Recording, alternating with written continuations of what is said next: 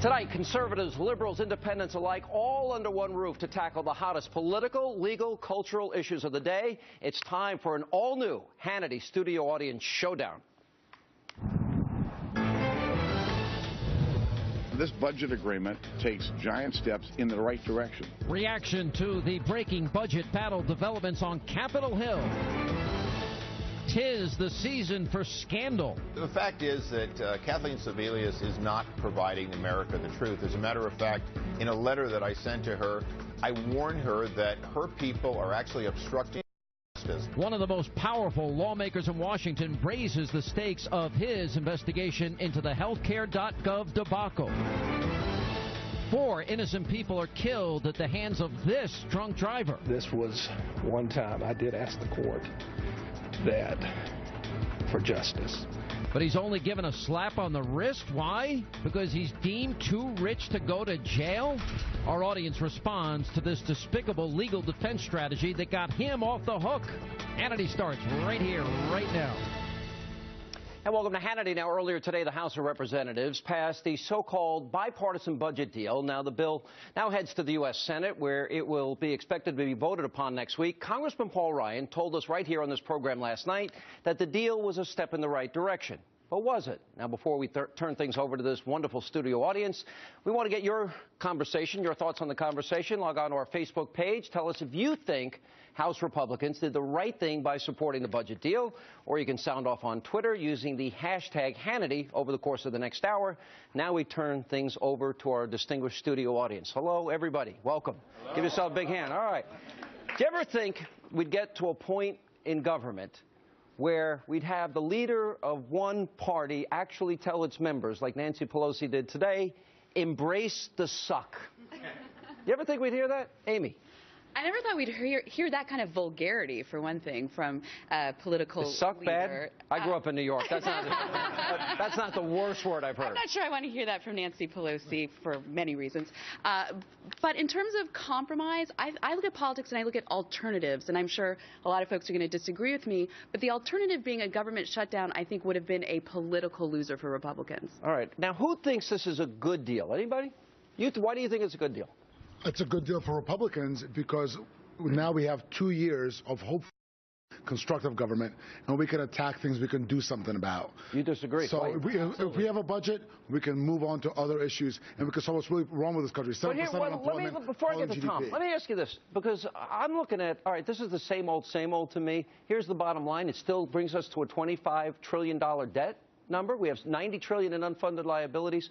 Where is the vision, the leadership, the conservative vision? Mike Gallagher, why are you interrupting me? It's purely political, and we know it, and I don't like it any more than you do, but Ryan and all these guys are saying we better not lose the Obamacare momentum. Democrats are going to lose on Obamacare, and Republicans are going to campaign on it. And if the government shutdown occurs, everybody comes off the ball. Tom, it is. Republicans will take the blame because of the message. Democrats have the bully pulpit, so if there's another government shutdown, the GOP poll numbers will go down. How about worrying about doing with $17 trillion a day on the way to $25 trillion? Why can't they cut 1 cent? It's a disgrace, both parties, but especially the Republicans. Yeah, I agree with you. No, the first 2 years. You know, people. First 2 years, it's a disgrace, and then Republicans wonder why they get primaried. Surprise, surprise! It's term. Well, hang on, but you know something. We always hear. We'll go over to this side because I don't want to. We'll bring you guys in. You always hear that it is not a dime's worth of difference between the two parties. I personally think there's an answer. If any of you had any budget problems at home, and I'm sure Alan, my friend and partner. Excuse me, who are you? I'm Sean. Very nice to meet you. How are you? If we have budget problems at home, if I told you that you can cut 1 penny of spending out of every dollar and you can balance the budget, would you embrace that, Lauren? I totally understand that. I think it's simple. People get it. The penny plan. The penny plan. Yeah. And where's the controversy in that?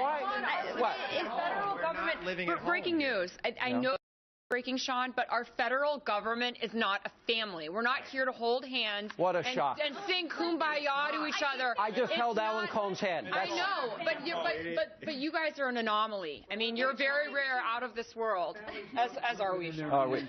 But the point, but here's where I think this is a moral imperative. And Alan, you and I may agree on this. We've been friends for many. Let's not start now. Yeah, well, why ruin a good thing?